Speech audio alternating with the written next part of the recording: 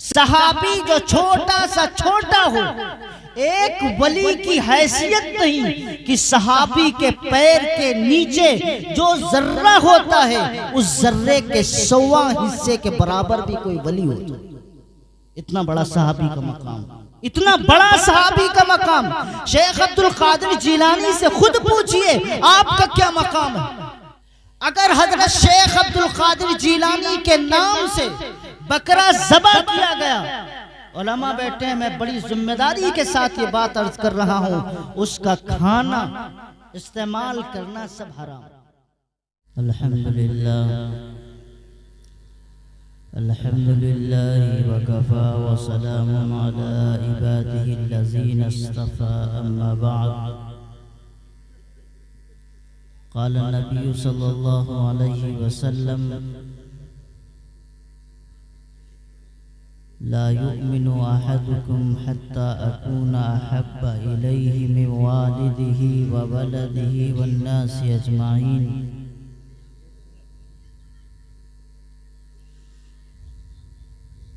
और कमा क़ाल अलैहि सलातु वस्सलाम।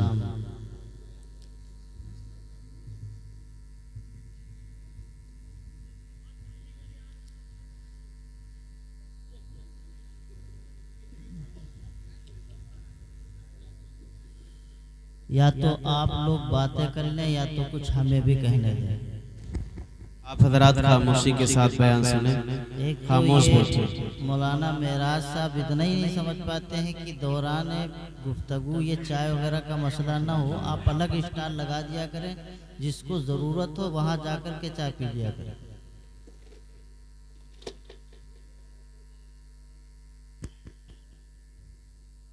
मेरे भाई, हमें और ये जो स्टाफ बैठा हुआ है इन्हें शौक नहीं है रात जागने का। यहाँ सिर्फ इस निस्बत से बैठे हैं कि थोड़ी देर जो बात हो कम से कम अल्लाह उसके रसूल की हो जाए, उसे आप सुन लें, समझ लें और उस पर अमल करने की आपको भी अल्लाह तौफीक दे दे, मुझे भी तौफीक। आप अमल करेंगे तो मेरे लिए भी नजात का जरिया होगा। तो इसलिए बराहे करम बड़ी खामोशी के साथ आप सुने। देखें, सबसे ज्यादा किसी से अगर मोहब्बत की जाती है दुनिया में, अगर किसी मुसलमान से ये पूछा जाए कि तुम सबसे ज्यादा मोहब्बत किससे करते हो,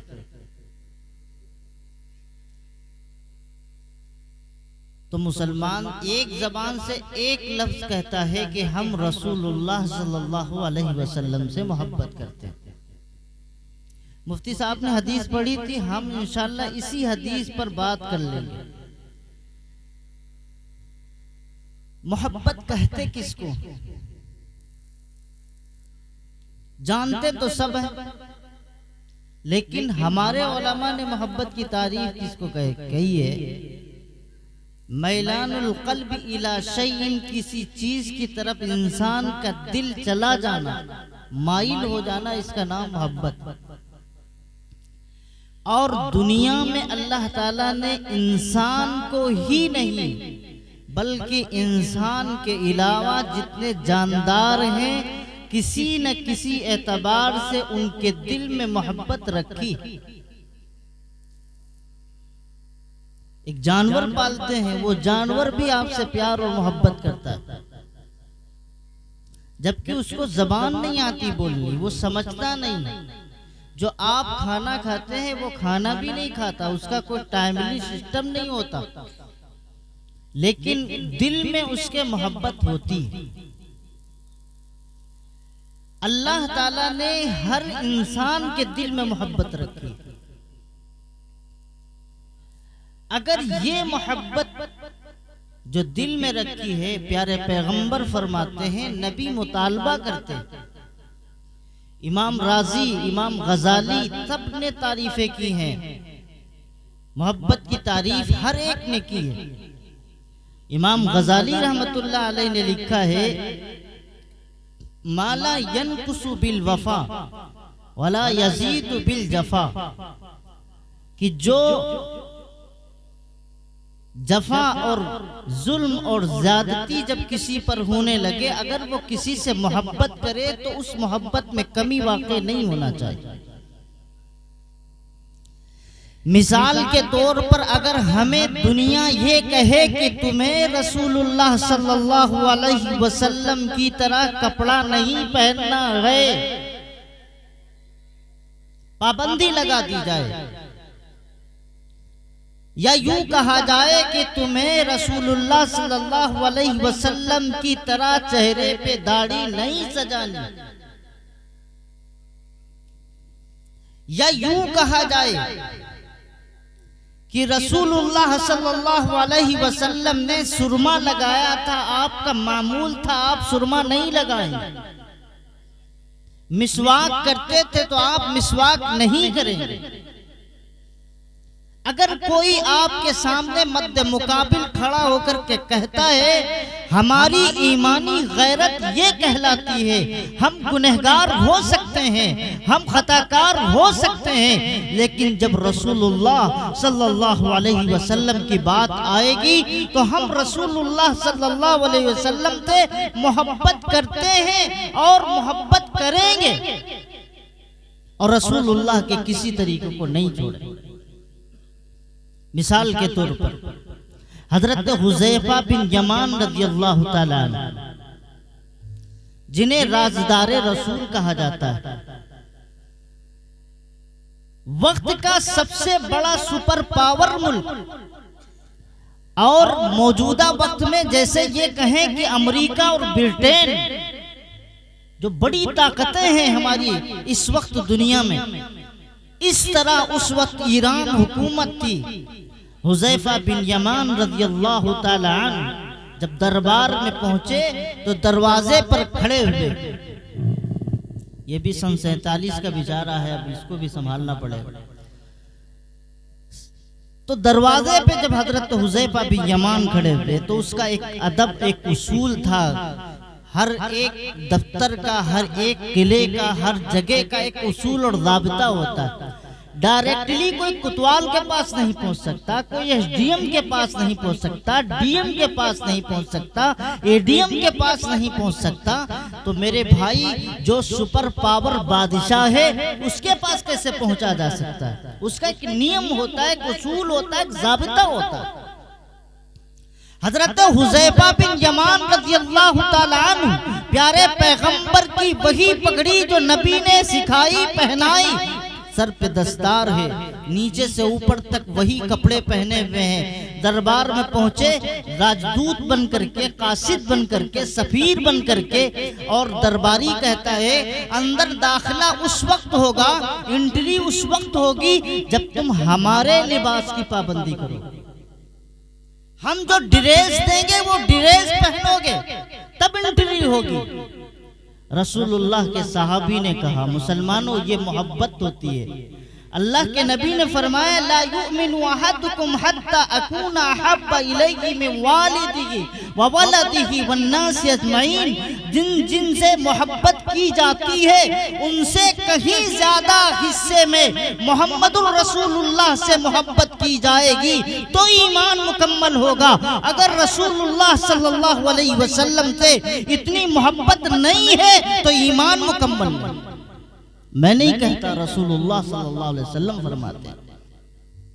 हुज़ैफा बिन यमान खड़े हैं, दरबारी जाता है बादशाह के पास और कहता है अजीब लोग कहते तो हैं हम कि मोहम्मदुर रसूलुल्लाह के पास से आए, इनके होलिये बदले हुए, इनके सर पर पगड़ी है, दस्तार है, इनके चेहरे पे दाढ़ी है, नीचे से ऊपर तक एक ऐसा अजीब और गरीब लिबास पहने हुए हैं, तब्दीली का नाम नहीं लेते। वो कहते हैं कि जो रसूलुल्लाह सल्लल्लाहु अलैहि वसल्लम ने हमें लिबास दिया था, जो दस्तार दी थी, जिस तरह चेहरा बनाने का कहा था, हम किसी जगह पर, किसी दरबार में, किसी की वजह से, किसी सुपर पावर की वजह से की वजह से या किसी के ताकत की वजह से, के हुकूमत की वजह से, या किसी के कहने की वजह से, या किसी के जुल्म की वजह से, या किसी के जबर की वजह से, या किसी के कानून की वजह से, या किसी के दस्तूर की वजह से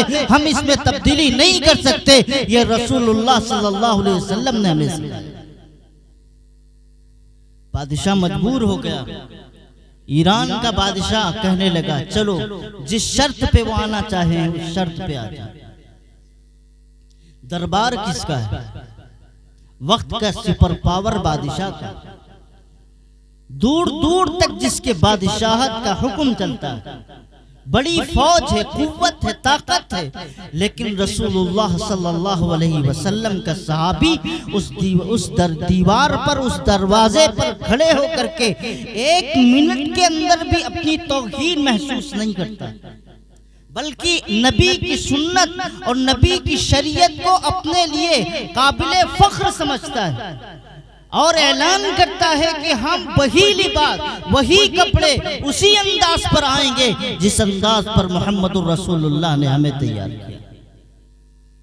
गए, दरबार के अंदर हाजिर हुए।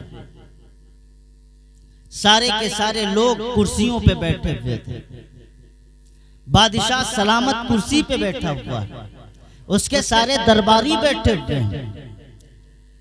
जब ये दोनों सहाबी, हुज़ैफा बिन यमान और एक और सहाबी, दोनों सहाबी जब पहुंचे तो बादशाह ने कहा बताओ क्या कहना चाहते हैं, कौन सा पैगाम लेकर के आए हो? तो साहब ये रसूल कहते हैं हमारे नबी प्यारे पैगंबर सल्लल्लाहु अलैहि वसल्लम ने हमें ये तरीका नहीं सिखाया कि लोग बैठे हों और मेहमान खड़े, लोग बैठे हों और हम खड़े होकर के आपसे बात करें। हमारे नबी ने नहीं सिखाया। हमें भी कुर्सी दी जाए, हम कुर्सी पे बैठेंगे, जहां पे आप बैठे हैं उस जगह पर बैठेंगे और फिर उसके बाद में रसूलुल्लाह सल्लल्लाहु अलैहि वसल्लम की बात करेंगे। इसमें दो पहलू, एक ये पहलू मेहमान से गुफ्तगू खड़े होकर के नहीं, जिस अंदाज पे आप बैठे हैं जो इज्जत दे सकते हैं उस तरह उसको इज्जत दे करके आप फिर बात करें।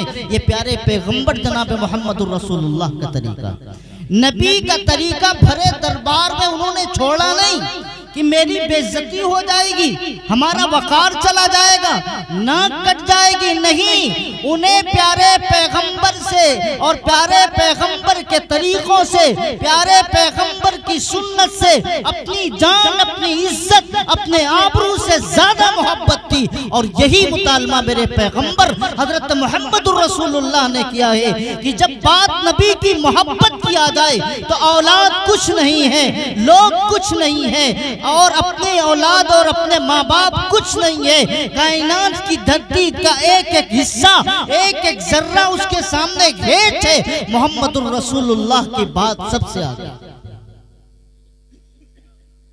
दरबार में बैठे, बात हुई, दस्तरखान लगा।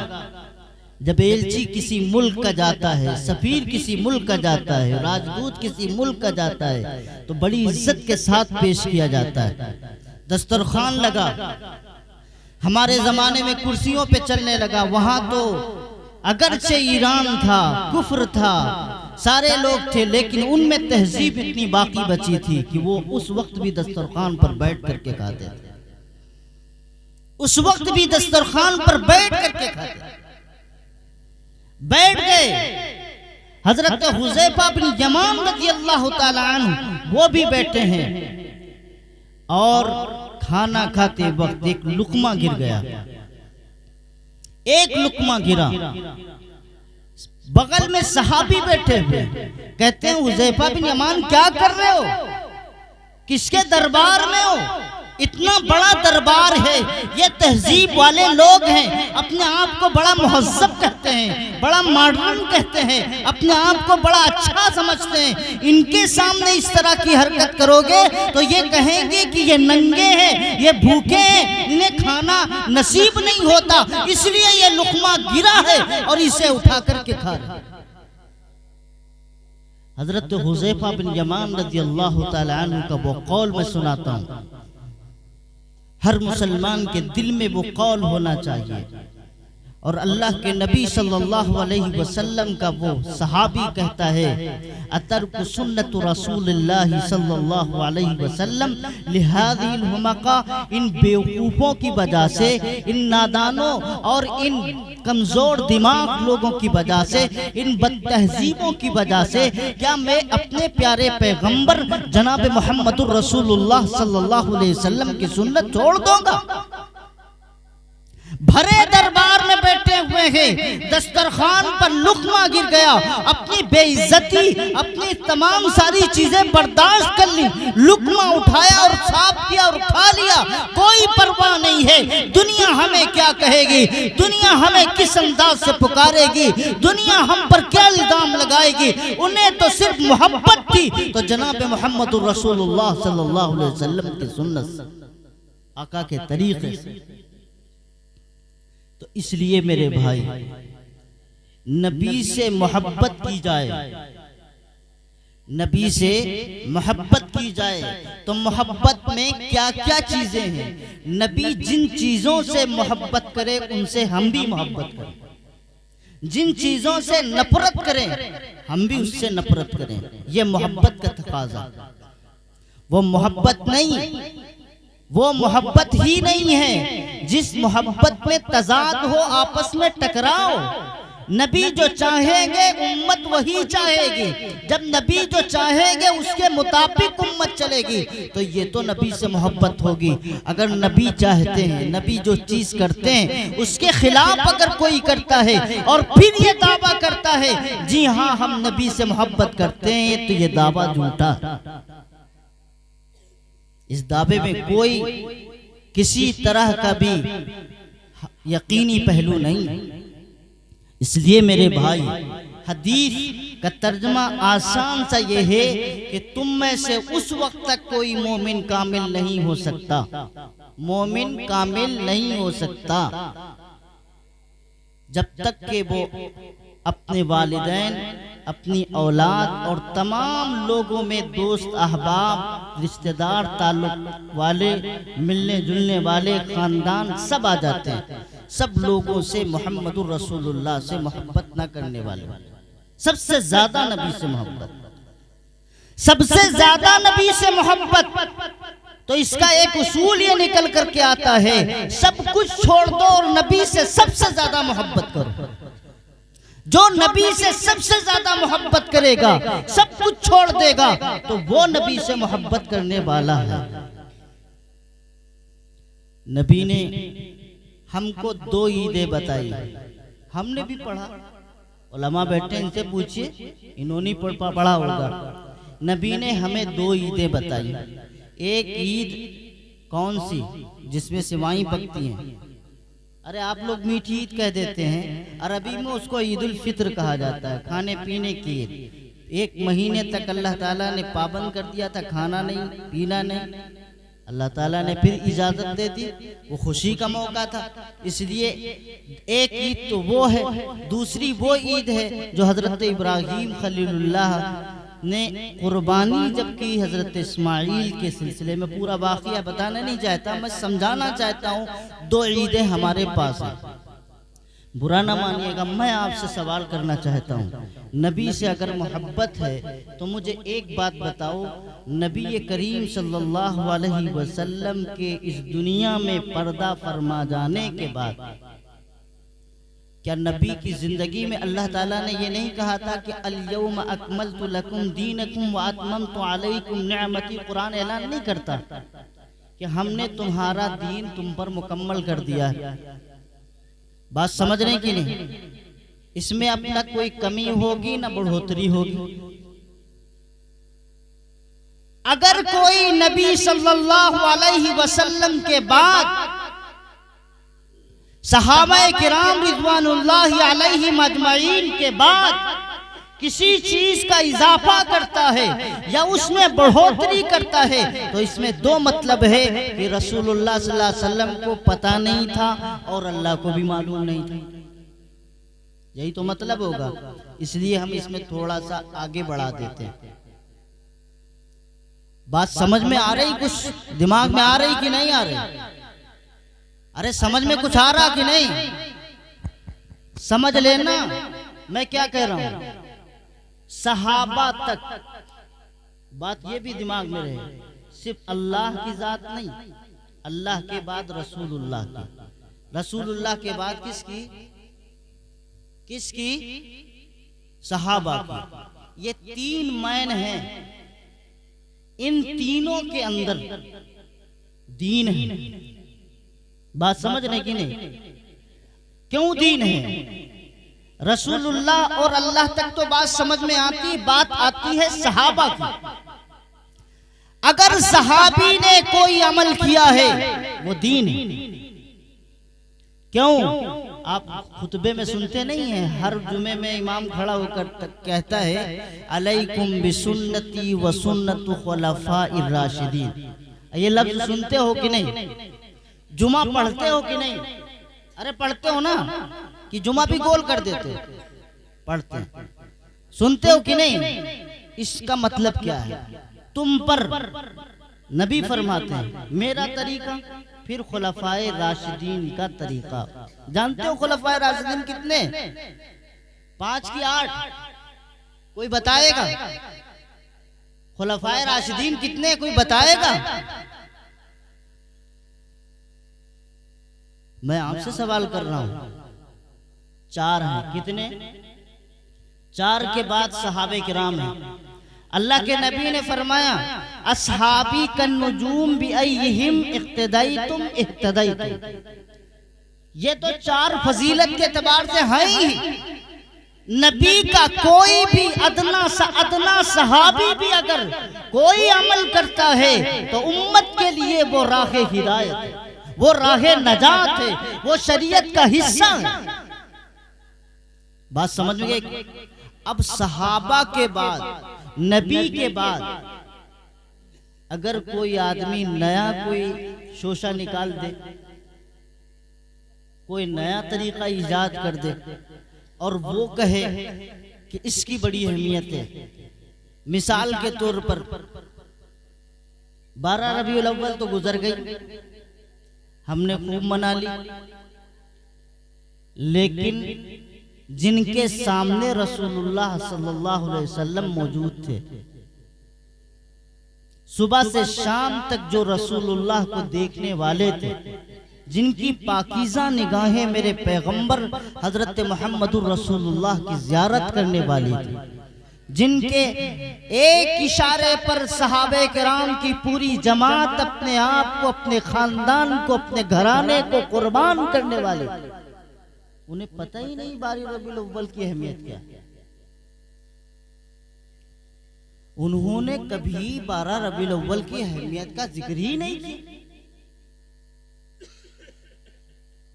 ये 1400 साल बाद के मुसलमानों को पता चला, जो रसूलुल्लाह को भी नहीं पता था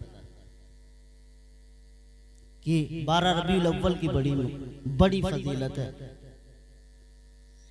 अरे हम करते हैं कि नहीं करते? मैंने शुरू में बताया जश्न और खुशी मनाने के रसूलुल्लाह ने सिर्फ 2 दिन बताए। कितने दिन बताए? 2 दिन, ईद और बकरा ईद। आ जाइए, आज की तारीख में 11 रबीउल अव्वल है कि रबीउल सानी है। महीने का नाम अगर मुसलमानों से पूछ लो तो शायद बताना मुश्किल हो जाए, लेकिन 11वीं जरूर याद है कि नहीं? मैं इनसे पूछो भाई रबीउल सानी नाम पढ़ के खाली बता दो, मुश्किल है। क्या पढ़ दे और क्या हम सुने? लेकिन 11वीं का हमारे यहाँ क्या होता है? बुरा न मानिए, खूब अच्छी तरह समझ लें, अहले सुन्नत वल जमात से हम लोग सब लोग मुताल्लिक हैं। अगर कोई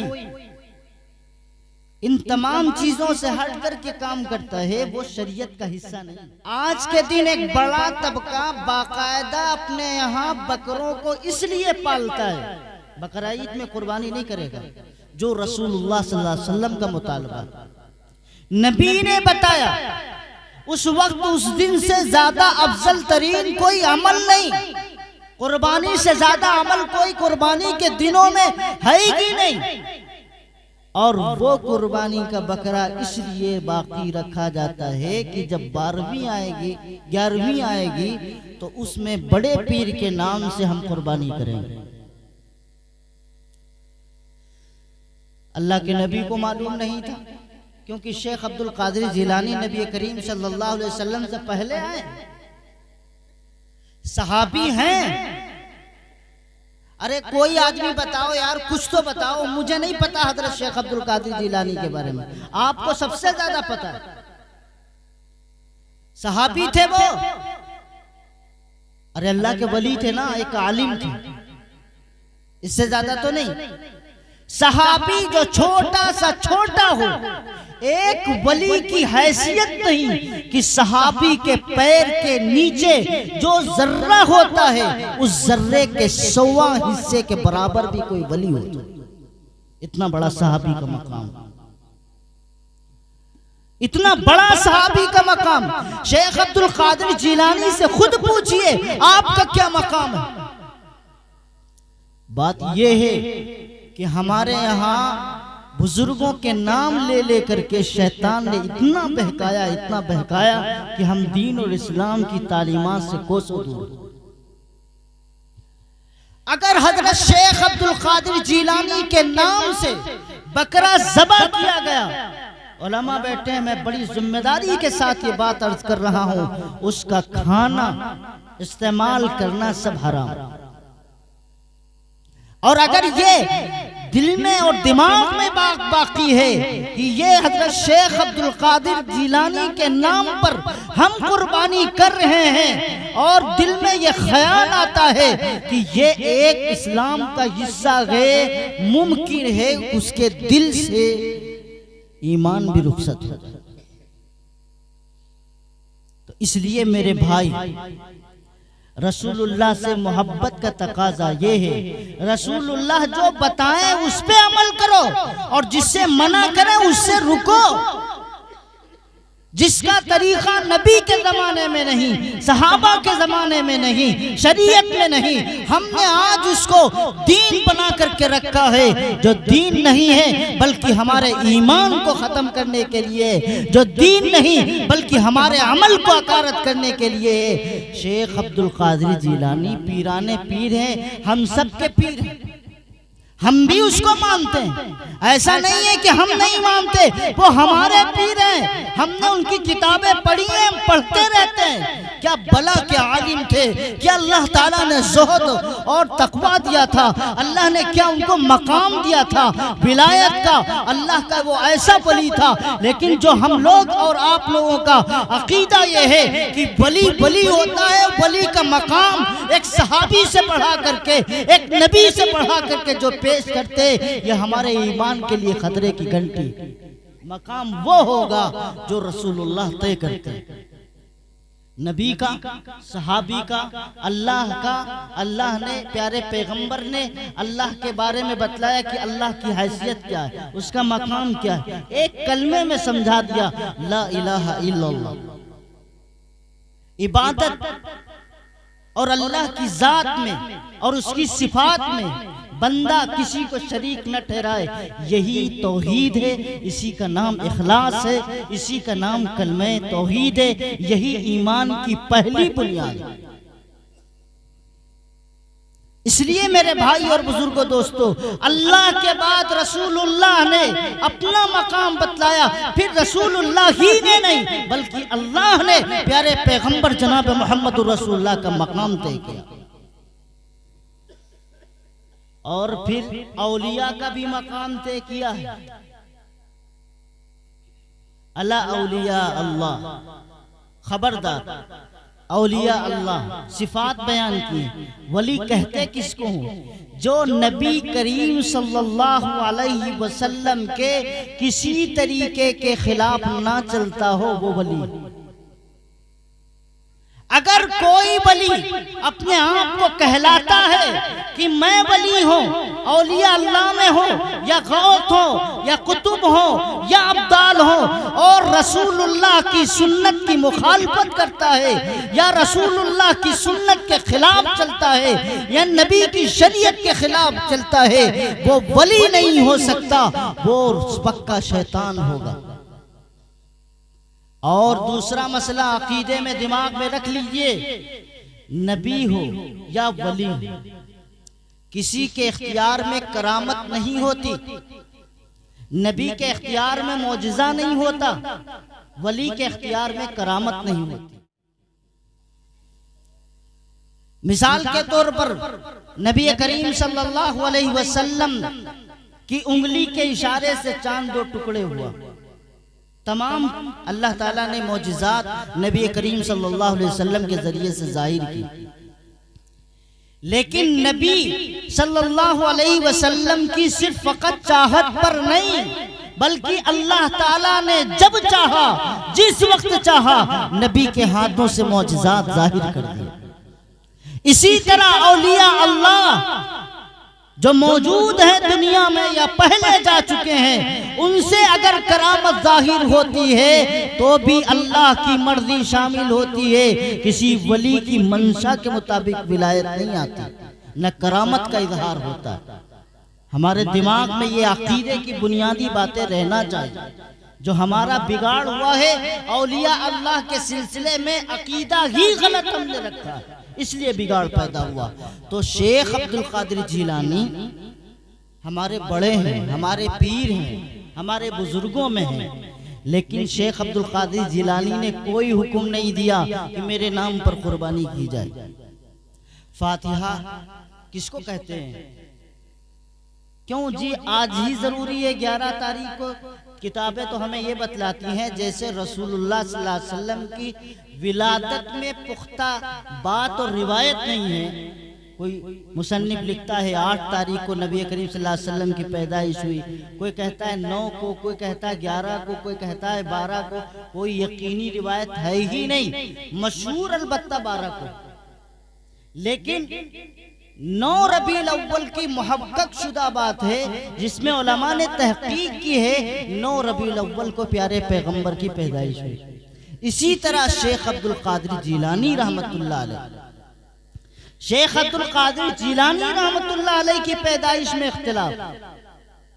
अब 11 रबीउल अव्वल को पकड़ करके अगर हम डेग बनाएंगे, बिरयानी बनाएंगे, खिचड़े बनाएंगे और फिर कहेंगे कि ये शेख अब्दुल कादिर जिलानी का फातिहा है, मेरे भाई शेख अब्दुल कादिर जिलानी ही दुनिया में नहीं गुजरे हैं, बड़े बड़े औलिया अल्लाह गुजरे।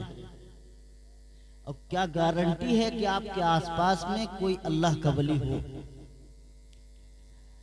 अब आप तो तलाश करते हैं वली की पहचान क्या है, ये अलग मसला है, मैं इस बहस में नहीं पढ़ना चाहता। ये मुस्तकिल एक मेरा मौजू है, कभी मौका मिलेगा तो इंशाल्लाह बताऊंगा।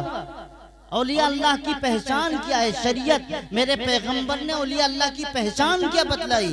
हमारे यहाँ पहचान ये है जो 10-5 कंठ माले पहन करके आए, कभी पीले, कभी उजले, कभी नीले, कभी हरे कपड़े पहन करके आए, और अजमेर शरीफ की अगर उसे चादर मैसर हो जाए और सर पे बांध के चला आए, घोड़ी पे बैठ के आए, कभी वो साथ में गाय भी लेकर के आए और उसमें वो कंकड़ियां डाल करके लेकर के आए, गली कूचों में गुजर जाए, माएँ कहती हैं, बहनें कहती हैं ये वलीउल्लाह आ चुका है, अजान हो रही है मस्जिद में, उसे नमाज पढ़ने की तौफीक नहीं, ये वलीउल्लाह है। जो बहनों और माओं से पर्दा नहीं करता, रसूलुल्लाह सल्लल्लाहु अलैहि वसल्लम तो पर्दा करने वाले। जो इज्जतें लूटने वाले, जो तुम्हारे माल और दौलत को घसीटने वाले, किसी न किसी तरीके से और किसी न किसी मामले में फांस करके आपकी दौलत पंडितों की तरह लेने वाले, वो आपके वली हो गए। तो इसलिए मेरे भाई और बुजुर्गों, दोस्तों, जो हमने हमारे यहाँ निजाम बना रखा है कि ये जो बिरयानी बनेगी इस दिन 11वीं तारीख को, घर में अच्छे अच्छे खाने पकेंगे, जर्दा पुलाव बहुत लोगों के यहाँ पका होगा। हमारे यहाँ मदरसे में एक साहब आए कि बच्चे की छुट्टी लेनी है, 11वीं शरीफ है आज, हमने कहा यार अल्लाह के बंदे, हमने आज तक हदीस में नहीं पढ़ी 11वीं शरीफ क्या है, तुम कहां से ये 11वीं शरीफ लेकर के आ गए? सबसे बड़ा वली तो मेरे पैगंबर हजरत मोहम्मदुर रसूलुल्लाह। कोई वली मेरे पैगंबर के बगैर बन ही नहीं सकता। जब कोई नबी मेरे पैगंबर के बगैर नबी न बन सका तो वली कैसे बन सकता? वली के नाम पर हमें नबी से हटा दिया गया, हमें पता भी नहीं चला। बड़ा प्यारा नाम वली का नाम लेकर के हमें नबी के तमाम तरीकों से हटा दिया गया। कुर्बानी की जगह पर यहाँ 11वीं में कुर्बानी होने लगी, 10 को भूल गए। है तो ये शरीयत से हटाना। नबी से मोहब्बत का तकाजा ये है कि नबी से सबसे ज्यादा मोहब्बत की जाए। दुनिया की कोई ताकत, कोई हालात, कोई वक्त हो, नबी की बात जब आए सबसे ज्यादा मोहब्बत की जाए। ये मेरे पैगंबर हजरत मोहम्मदुर रसूलुल्लाह सल्लल्लाहु अलैहि वसल्लम का मुतालबा। और सहाबा की मिसाल मैंने आपके सामने पेश की है। सहाबा ने करके दिखाई, हमारे अकाबिर ने करके दिखाई, बुजुर्गों ने करके दिखाई। मौलाना कासिम नानोतवी रहमतुल्लाह अलैह को अंग्रेज तलाश कर रहे थे, हजरत छुप गए। मेरे जैसा आज के जमाने का अगर मौलवी होता ना, और कोई मौलवी हरकत करता तो हमारा सोशल मीडिया मौलवी बहुत तगड़े से चलाता है। बुरा ना मानिएगा, ये सबसे बड़ा फितना है। जब हमारे ही पढ़े लिखे लोग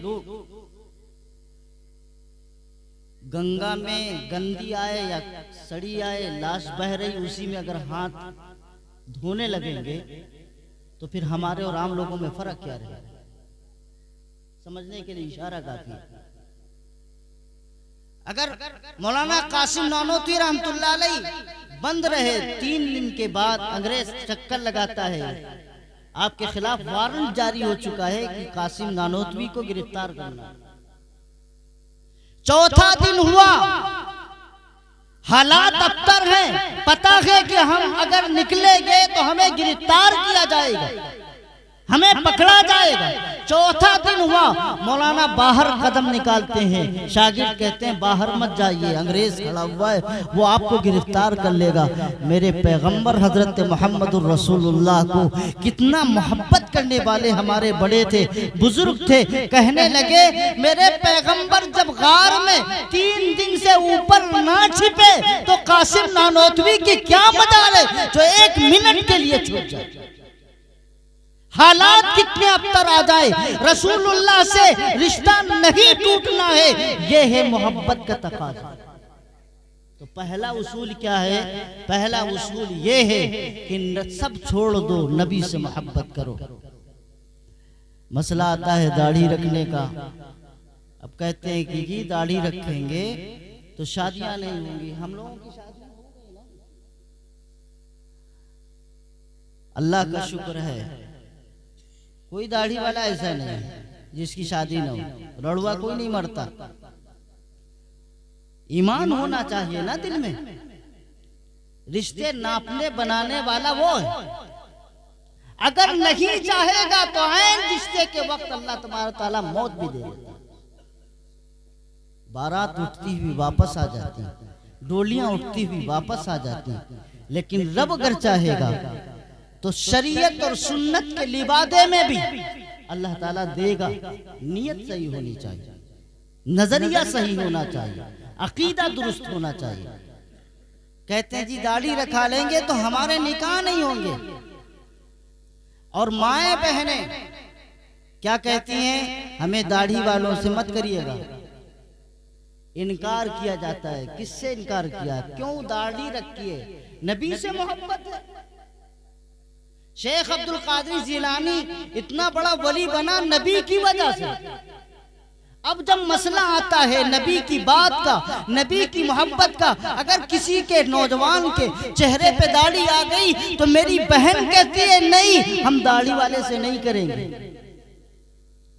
रसूलुल्लाह सल्लल्लाहु अलैहि वसल्लम की दाढ़ी नहीं थी। कोई पैगंबर, कोई नबी ऐसा गुजरा है जिसके दाढ़ी नहीं थी। अल्लाह के नबी ने तो बताया कि मर्दों की जीनत है दाढ़ी। और इसमें मैं उलझना नहीं चाहता, मैं आगे नहीं बढ़ना चाहता, मैं तो सिर्फ एक नमूने एग्जाम्पल के तौर पे कहता हूँ। दाढ़ी की मुखालिफत माँ और बहनों से कहता हूँ, खुदा के वास्ते मत किया कीजिए। मैं गवाह हूँ वाक़ये का। मुरादाबाद में जब मैं पढ़ता था तो हमारे रिश्तेदार रहते हैं वहाँ, कुछ उन्हीं के मुतालिक रिश्तेदार थे, तो वहाँ मैं पहुँचा तो उनके घर में 2 नौजवान बच्चियां बैठी हुई थी। कहने लगे कि हमारे घर पे रिश्ते आते थे, लेकिन अक्सर रिश्ते हुफ्फाज के आते थे जो दाढ़ी वाले होते, बिजनेसमैन हुफ्फाज, कारोबार अच्छा चलता है, लेकिन हमारी बच्चियों ने सिर्फ दाढ़ी की वजह से उनका रिश्ता बंद कर दिया, हमेशा मना कर दिया। उनकी उम्रें 40-40 साल तक हो गई और रिश्ता नहीं आया। तुम्हारा हमारा अकीदा यह है कि अल्लाह की बगैर मर्जी से एक पत्ती नहीं हिलती। जो रिश्ता आए उसको खुदा की तरफ से नेमत समझ करके गौर करो। तुम्हारे खानदान, उस खानदान में, तुम्हारे खानदान की दीनदारी में, मालदारी में, बराबरी में, मिजाज में बराबर बैठता है, सुभान अल्लाह, शुरू कर दो, बिस्मिल्लाह कर दो। उसके आपको बैनामा लेने की जरूरत नहीं है कि तुम्हारे पास कितना खेत है, जोतकार हो कि नहीं हो। बड़ा मसला है ये, हमने नबी की सुन्नत को तिजारत बना दिया। तो उसका आज हमारे सामने पूरा नमूना मौजूद है। कितनी बिन ब्याही बच्चियां, माँ बाप जो तसव्वुरात अपने दिल में रखते हैं कि अपनी बच्ची को इस तरह, इस अंदाज में रुखसत करेंगे, वो माँ बाप की ख्वाहिशों पर पानी फेर करके, और बसा औकात माहौल की वजह से माँ बाप अपनी आंखें बंद कर लेते हैं और कहते हैं जाना चाहे जहां जाए, हमसे कोई वास्ता नहीं। अपनी इज्जत और आबरू को लुटवा देती। मेरे सामने कुछ वाकयात इस तरह हैं, इसलिए मैं कह रहा हूं, मैं बेवजह नहीं कह रहा, मैं हवा में नहीं कह रहा। माँ बाप से जब बात की गई तो यही कहा हमारे पास इतना पैसा नहीं, दौलत नहीं, कहां से अपनी बच्चियों का रिश्ता करें, जाना चाहे जहां जाएं, जहां से हो पाए हो जाए। ये हमारे माहौल में नहीं है क्या?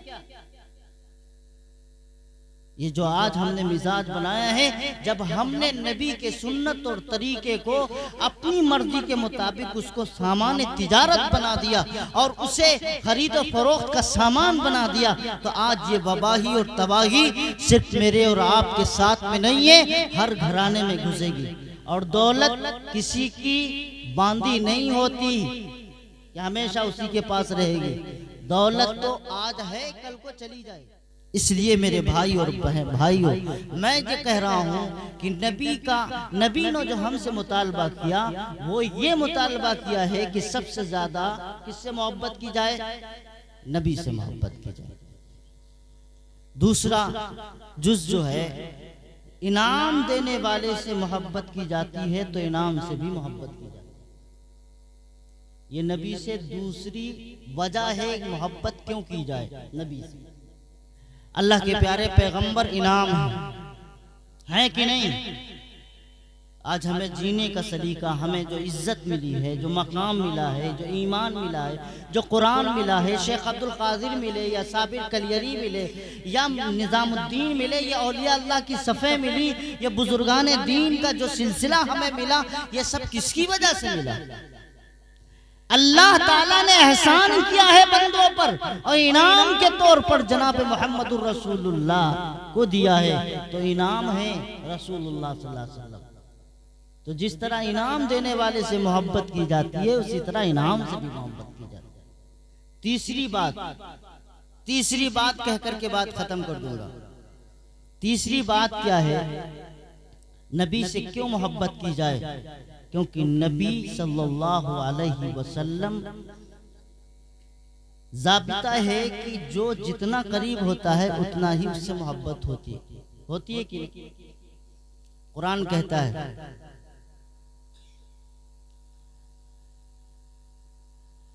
कि औला बिअनफुसिहिम। आगे थोड़ा आगे पीछे आयत पढ़िए, मैं हाफिज नहीं हूँ, भूल जाता हूँ, पूछने कोई हरकत नहीं है।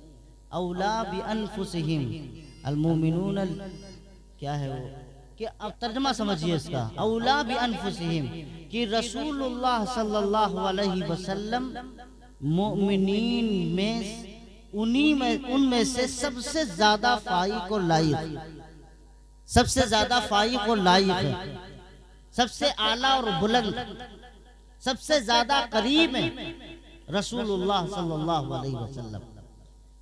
यही वजह है हजरत हकीमुल उम्मत मौलाना अशरफ अली थानवी रहमतुल्लाह अलैह ने लिखा है, एक आदमी अगर सुसाइड करता है, खुदकशी करता है, या वो किसी दरिया या कुएं में छलांग लगाता है, शरीयत ये कहती है कि वो हराम की मौत मरा। शरीयत ये कहती है कि वो हराम की मौत मरा। किसी ने आग लगा ली, शरीयत ये कहती है कि वो हराम की मौत हुई है। लेकिन मेरे पैगंबर अगर ये कहें कि तुम्हें जान देना है तो रसूलुल्लाह सल्लल्लाहु अलैहि वसल्लम के लिए बंदे को अपनी जान देना वाजिब हो जाता है। फिर वो रसूलुल्लाह सल्लल्लाहु अलैहि वसल्लम का जब ये हक है कि किसी बंदे के ऊपर कह दे कि तुम्हें अपनी जान को देना है, या तुम्हें अपने आप को समंदर में कूदाना है, या तुम्हें अपने आप को आग पर चलाना है, तो वाजिब हो जाता है मोमिनीन पर कि वो समंदर की झागों में जाएं, वो गहराइयों में उतरे, वो अपनी जानों को कुर्बान कर दे। ये हर मोमिन पर वाजिब हो जाता है। किसकी वजह से? रसूलुल्लाह सल्लल्लाहु अलैहि वसल्लम की वजह से। तो इसलिए मेरे भाई, जब रसूलुल्लाह हम पर इतना हक रखते हैं, इतना हमारे करीब हैं, जिनका हक हमारी जान पर है, तो फिर हम क्यों ना रसूलुल्लाह सल्लल्लाहु अलैहि वसल्लम से मोहब्बत करें। तो इसलिए मेरे भाई, नबी से मोहब्बत कब होगी? जब नबी की शरीयत और सुन्नत को समझकर उस पर अमल किया जाए। शरीयत समझे नहीं, शरीयत वालों के पास मिलेगी, जोगियों के पास नहीं मिलेगी। उलमा के पास जाइए, वहां शरीयत मिलेगी, वहां समझिए। कोई काम करना है, अगर एक दुकान भी क्यों ना चलानी हो, लोग समझते हैं मौलवी के पास मसला सिर्फ नमाज का, ज़कात का, और बहुत सबसे ज्यादा अहम मसला है तलाक का। मुफ्ती साहब को ढूंढो कहां छिपे, हमारा मसला हल करें। तलाक मार दी फाइल, फिर कहते हैं हमने तो फाइल मार दी, अब बताइए कुछ जुगाड़ बनाइए। अरे भाई, पोस्टमार्टम लाश पर कोई जान डाली जाती है क्या? चला दी, एक चलाई, एक पे तो मरी चुकी थी, दूसरी भी चला दी, तीसरी भी चला दी। बासा औकात तो ये होता है कि कहते हैं जितना जी चाहा उतना दिया। हमारा हाल तलाक का मसला पूछ लिया, कभी खुदा ना ख्वास्ता मसला फंस गया नमाज में तो पूछ लिया, वरना तो कोई जरूरत ही नहीं पूछने की। दीनदारों के पास बैठो, नमाज सीख के पढ़ो। रसूलुल्लाह ने फरमाया सल्लू कमा रआयतुमूनी उसल्ली। अब्बा ने बता दिया सजदा करना, मस्जिद में गए, चले गए, जैसे लोग झुकते थे ऐसे हम भी झुकने लगे, जैसे लोग उठते थे वैसे हम भी उठने लगे। ये रसूलुल्लाह की नमाज नहीं हो सकती। और याद रखिएगा, कोई अमल बगैर रसूलुल्लाह के सुन्नत के खिलाफ अगर करेंगे तो वो अमल अल्लाह के यहाँ कबूल नहीं। समझ गए कि नहीं? कोई अमल, नमाज हो, रोजा हो, हज हो, ज़कात हो, बगैर नबी के सुन्नत के अमल कबूल ही नहीं। हम अपनी मर्जी की नमाज पढ़ लें, जैसा चाहे सजदा कर ले, जैसा चाहे रुकू कर लें, और ये समझते हैं कि हम बड़े नमाजी हैं।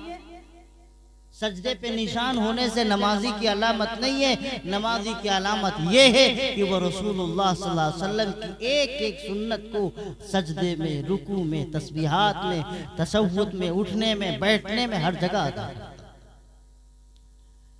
कहते हैं सुन्नत ही तो है, अरे जनाब सुन्नत ही तो है, यही तो हम भी कहते हैं। बगैर सुन्नत के शरीयत का तसव्वुर तक नहीं, और जब तक सुन्नत का तसव्वुर नहीं कोई अमल अल्लाह के यहाँ कबूल नहीं।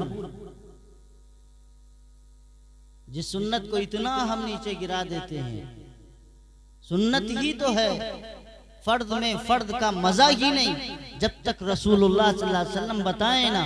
कुरान में तो यही कहा अकीमुस्सलाह, नमाज कायम करो। न टाइम बताया, न वक्त बताया, न वक्त नमाजों का पूरा बताया कि कौन से वक्त में नमाज पढ़ी जाएगी, कुछ बताया? रसूलुल्लाह ने सिखाया, रसूलुल्लाह ने बताया। कलामे मोहम्मद है कि तफसीर कुरान, वही राज़दारे कलामे खुदा है। रब जो कहता है मोहम्मदुर रसूलुल्लाह उसे सुनते भी, समझते भी, बताते भी और मश्क कराते हैं। तभी तो सहाबा के सिलसिले में कुरान कहता है रुकू देखना है जिन्होंने मुस्तफ़ा से सीखा है, तराहुम रुक्कान व सुज्जदा, इन्हें रुकू देखो, इनके सजदे देखो और इनके पेशानी पर चमकते हुए निशानात देखो। सीमाहुम मिन असरिल सुजूद, सजदों की वजह से इनके चेहरे की पेशानियां चमक रही। तो सुन्नत के बगैर न नमाज, न रोजा, न हज, कोई चीज काबिल कबूल नहीं। तो इसलिए मेरे भाई और बुजुर्गों दोस्तों, आज से अहद करो हम नबी से मोहब्बत करेंगे, जो नबी से मोहब्बत का तकाजा। इंशाअल्लाह दिल में नियत करो कि हम जिंदगी आखिर तक हम अपने प्यारे पैगंबर से मोहब्बत करेंगे। इसीलिए किसी ने कहा है कि दीन और दुनिया की भलाई गर तुझे मंजूर है, उसका दामन थाम ले जिसका मोहम्मद नाम है। अल्लाह मुझे भी आप सबको अमल की तौफीक नसीब फरमाए। वाह, अल्हम्दुलिल्लाह।